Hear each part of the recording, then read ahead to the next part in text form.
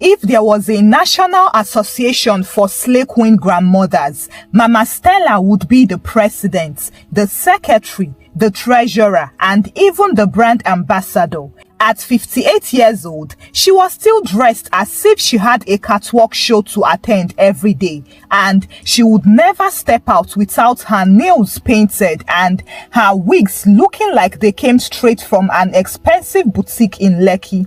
Even when she was just going down the road to buy bread, she would first apply lipstick, adjust her eyelashes in the mirror, and make sure her perfume was loud enough to announce her even before she said a word. Mama Stella was the type of grandmother who believed that old age was not an excuse to stop living like a fine babe.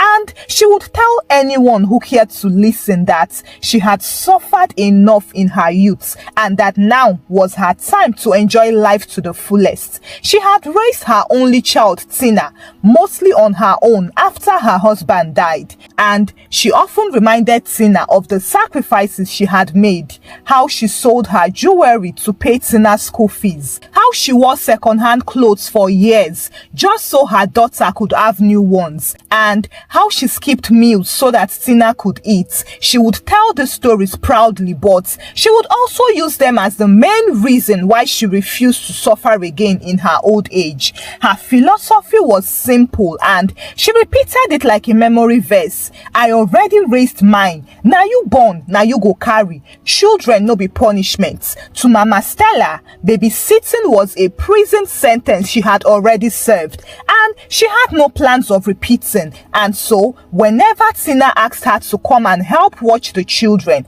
Mama Stella would either laugh it off or quickly invent a list of activities she had to attend. Sometimes it was a spa appointment, sometimes it was a friend's party, and sometimes it was serious church program which no one could question. Tina, on the other hand, was a hard-working mother of two. She had a 7-year-old daughter named Kamsi and a 4-year-old son named Tega. She was juggling motherhood with a demanding banking job, since her husband works in a different state most of the time. So, help from her mother would have been a blessing, but Mama Stella believed she had already done her duty. Their conversations often went like this: Mommy, please, can you help me keep the kids for the weekend? Mama Stella would widen her eyes and say, I have plans, oh my dear. Besides, children these days have too much energy. I can't be chasing anybody up and down at my age. Whenever Tina tried to explain how difficult it was to manage work and children without help, Mama Stella would just wave her hand and say, that is the season you are in now. I passed through it. You too will pass. However, even though Tina loved her mother and respected the fact that she wanted to enjoy her life, she couldn't help feeling hurt sometimes.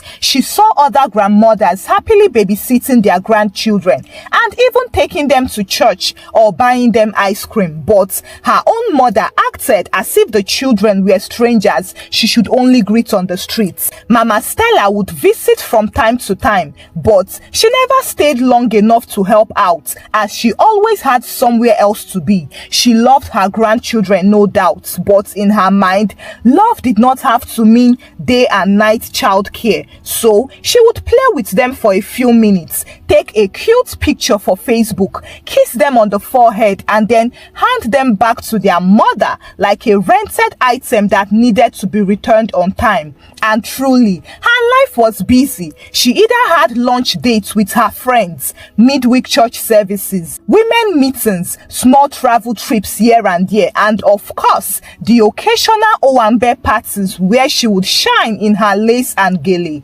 Mama Stella had created a reputation for herself. She was a slay queen grandmother who loved her family but loved her freedom even more. She had convinced herself that she could hold on to both without ever having to choose. So, when Tina's emergencies came, like the unexpected weekend shifts or the moments when she just needed a break, she knew better than to call her mother first. She would try friends, neighbors, or even distant relatives before finally picking up the phone to dial Mama Stella's mother's number, already bracing herself for the polite but firm rejection, until one day when she had no choice. It was a Thursday morning and Tina was already at her desk in the bank reviewing figures when her phone began vibrating as if it had just heard bad news. She glanced at the screen and saw her boss's name flashing. That alone was enough to make her heart start beating fast, because in banking, if your boss calls you unexpectedly, it is either there is trouble or a sudden assignment that will scatter all your weekend plans. She answered, "Good morning, sir." And her boss didn't waste time. "Tina, I need you to travel to Abuja for a high-level client event. You'll be representing the branch. Your flight leaves this evening and you'll be there for 2 days. 2 days? Tina's heart flew off. Her husband was still stuck in Port Harcourt handling a project. Her house help had traveled to her father's village for her uncle's burial and wouldn't return until Monday. And as for the neighbors, well, this was Lagos, and people would help you hide a stolen goat faster than they would volunteer to keep your children for 48 hours. In a panic, Tina mentally ran through her list of possible babysitters, and she remembered they all had one thing in common. "Sorry dear, I am not around." Unfortunately, she was down to her last resort, the one name she had been avoiding because she already knew the answer: Mama Stella. Tina stared at her phone for a few seconds as if it was an opponent in a staring competition. She knew how this conversation would go. She could already hear her mother's voice saying, "2 days? I have a party to attend on Saturday. Besides, those children will wear me out." But desperation will make you swallow your pride faster than Gary without sugar. Still, she dialed the number. Her mother's voice came through. "Hello, my darling. How is work?" "Mommy, I need your help. Please don't say no yet." Mama Stella paused. What is it?" Tina replied. "I have to travel to Abuja this evening for an urgent work event. It's only for 2 days. Please, I need someone to stay with Kamsi and Tega." Mama Stella exclaimed. 2 days? Tina, you know my schedule is very tight. I have my nails appointment tomorrow and a dinner with Auntie Caro, and Saturday is Sister Ruth's 60th birthday. Tina could feel her chest tightening. "Mommy, please, I have asked everyone else. Nobody is free. If I don't go for this trip, I could lose my chance at a promotion. I am begging you." Mama Stella went quiet for a few seconds, and that silence was the most suspense Tina had experienced since the last time she watched Who Wants to Be a Millionaire. Finally, her mother sighed as if she was about to sign a peace treaty. "Fine, I will come, but 2 days only. After that, come and stay with your people. I will not join Mountain of Fire prayer group because of blood pressure." Tina almost collapsed in relief. She thanked her repeatedly and promised to leave food and everything the kids would need. Later that afternoon, Tina called to give more details. "Mommy, I'll drop the kids at your place after school this evening." But Mama Stella cut her off. No, I will come to your house. I prefer them to be in the environment they're already familiar with. And that was how it was settled. Mama Stella would move into Tina's house for 2 days, an idea that made Tina both grateful and slightly worried. She knew her mother's patience was like data subscription. It could finish unexpectedly. That evening, Mama Stella arrived at Tina's house in her shiny heels, matching handbag, and oversized sunglasses, pulling a small suitcase as if she was going on a romantic weekend trip. Instead of entering the survival trenches of babysitting, she looked the children up and down like a general inspecting new recruits and said, "All right, soldiers, Grandma is in charge now. Just obey simple instructions and we will all survive." Mama Stella held her handbag like a trophy and casually waved at Tina. "Safe trip, my dear. Don't worry about us. We'll be fine." The children waved too, even though in their minds they were already plotting how to test the new commander-in-chief. At first, everything looked peaceful. Mama Stella unpacked her suitcase and carefully arranged her makeup bag on the dressing table as if she was setting up a beauty shop. Then she sat in the living room, crossed her legs and scrolled through Instagram. She was already thinking, they said this thing will be difficult, but me, I can handle it with style. However, she had barely been scrolling for 10 minutes when the first disaster struck. Tega, the 4-year-old, came running into the living room holding a Ribena bottle with the lid half open. Before Mama Stella could say, "Close that thing," he tripped on the rug and the sweet purple drink flew in slow motion across the room, straight onto her white lace blouse. Mama Stella froze. She looked down at her blouse, then at Tega, then back at her blouse again. The child looked at her with innocent eyes. "Oh no, Grandma, sorry." Mama Stella closed her eyes and inhaled deeply, like someone trying not to slap demons out of a child. She forced a smile. "It's fine, my dear.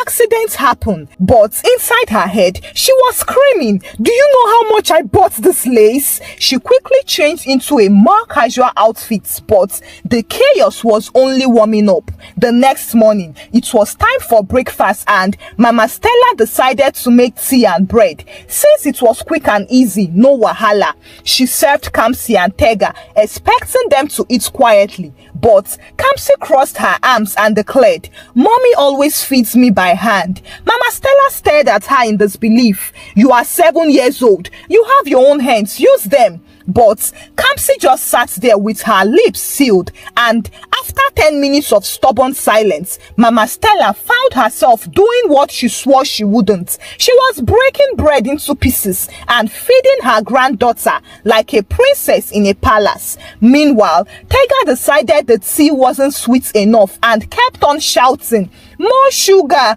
more sugar," until Mama Stella threatened to call the sugar police. After breakfast, she thought the chaos was over. She turned on the TV for cartoons so she could relax a bit. But it was a big mistake because Kamsi wanted Peppa Pig while Tega wanted PJ Masks. In just 2 minutes, they were both screaming like traders fighting over market space. Mama Stella tried reasoning with them, but both refused to compromise. So she ended up switching the TV off entirely and saying, "Nobody is watching anything until I have peace in this house." Well, that resulted in 2 sulking children following her around the house and muttering complaints under their breath like union workers on strike. At noon, she decided to distract herself by updating her WhatsApp status. She posted a selfie with the children captioned, "Spending quality time with my grandbabies." She smiled at her own post, feeling proud of how well she was doing. But by 4 p.m., after the 4th fight over toys, the 2nd spilled drink and 1 bathroom accident, her status had changed to, "God, please give me strength." Evening came and Mama Stella thought she could finally relax. She gave them dinner, made them brush their teeth, and then announced bedtime. But what she didn't know was that these were not ordinary children. Kamsi insisted on a bedtime story, and not just any story. She wanted the one mommy tells with funny voices, while Tega wanted to hear Baby Shark and sing along 10 times. By the time they finally closed their eyes, Mama Stella felt as if she had been in a boxing match. She tiptoed out of the room, collapsed on the couch, kicked off her slippers and whispered to herself, "So, people are doing this every day?" It was only the first day, but she could already sense something. If this was war, tomorrow might be the day the enemy would win. The next morning, Mama Stella woke up feeling as if she had wrestled with 3 adult men in her sleep. Her wig was tilted at a dangerous angle. Her knees ached and her voice was slightly hoarse from all the "stop that" and "leave your brother alone" of the previous day. She thought of calling Tina to say she couldn't continue, but pride wouldn't let her admit defeat on only the second day. So she straightened her wig, said a small prayer, and stepped into the battlefield. Unfortunately, the house was quiet, too quiet, and every parent or grandparent knows that when children are too quiet, trouble was already in progress. Mama Stella tiptoed into the living room and stopped dead in her tracks. There they were, Kamsi and Tega, happily decorating her most expensive wig with crayons. Bright green, sky blue, and fire red lines were across the silky black hair like a modern art painting gone wrong. She screamed, not the dignified oh dear type. No, it was the full African mother discovering nonsense scream. Jesus! My single donor hair! The scream was so loud that 2 neighbors rushed to the door. One of them, Mama Aisha, poked her head inside and saw the scene. She pressed her lips together, trying not to laugh, but her teenage son wasn't so kind. He whipped out his phone and started recording. Grandma, calm down, please, Mama Aisha said, holding back her laughter. They are just children. They are expressing their creativity. Creativity? Mama Stella wailed. This wig cost more than my 1-year pension. Within hours, the video the neighbor's son recorded was already making rounds in the estate's WhatsApp groups under the caption, even Slay Queen grandmas must babysit sometimes. People who barely knew her were now forwarding the video with comments like, see this fine grandma, children will humble you. Determined to salvage the day, Mama Stella decided to dress the kids up and take them out for ice cream. In her mind, it would be a calm, cute outing that might even make for nice Instagram photos. To prove she was still in control, she dressed in a fresh outfit, tied a bright scarf, and wore big sunglasses to hide the tiredness in her eyes. At the ice cream shop, things started well. Kamsi chose vanilla, Tega chose chocolate, and she even got herself a small cup of strawberry. But it all collapsed within minutes. Tega, who was waving his ice cream cone in excitement, accidentally smacked it against another customer's arm, causing the scoop to fall and splatter on the floor. At the same time, Kamsi decided that her vanilla wasn't sweet enough and tried to upgrade it by grabbing the chocolate syrup bottle from the counter. In the process, she knocked it over and a sticky brown river flew across the table and down Mama Stella's bag. The shop attendant's eyes were wide. Madam, please watch your children. Oh, my children? Mama Stella snapped without thinking. They are not my... She caught herself. Grandchildren, and they have manners at home. Oh, I promise. This is the first time. 2 Gen Z girls sitting nearby started giggling and whispering. One of them sneakily held up her phone and began recording the chaos. Within hours, another video was online with the caption, Grandma go hear am today. As they walked back home, the children happily licked what was left of their ice cream, completely unbothered by the mess they had created. But Mama Stella, on the other hand, felt like the whole neighborhood was staring at her. She could already imagine people saying, see her, grandma that is wearing high heels to look after her grandchildren. By the time they reached the gate, her phone was vibrating with notifications. Friends were sending her the viral wig painting video, laughing and asking, is this you, Stella? Her close friend even sent a voice note. My sister, your grandchildren have declared war on your Slay Queen ministry. How markets? That night, she paced around the living room, wondering how she would survive the remaining hours. And just when she thought things couldn't get worse, Tina called to say she had bad news. Mommy, the event was extended. I can't come back tomorrow. You have to stay with them for 1 more day. Mama Stella gripped the phone so tight that it was a miracle it did not break in her hand. Tina, you want to kill me before my time? But there was no escape. The Slay Queen grandma was officially trapped for 1 more day in babysitting boot camp with no room for escape. She woke up the next morning feeling like a prisoner who had just been told that her sentence had been extended. She lay in bed staring at the ceiling, thinking about Tina's call from the night before. 1 extra day. One more day in this children's war zone. One more day of juice spills, cartoon battles, and unexpected public disgrace. She turned on her phone and almost regretted it. Her WhatsApp was a disaster zone. She saw new messages from her women's fellowship group, all forwarding the wig painting video and commenting things like, Mama Stella, is this how you are spending your retirement? Children have finished your ministry. Her Facebook was even worse. Some stranger had shared the ice cream shop video to a funny Lagos Moments page. It already had more than 3,000 views overnight, and the comments were roasting her like Christmas goats. Slay Queen Grandma finally meets her match. Grandma versus grandkids round 1. She slammed the phone down and muttered, "If I survive today, I will write a book titled Babysitting is Not for Fine Women."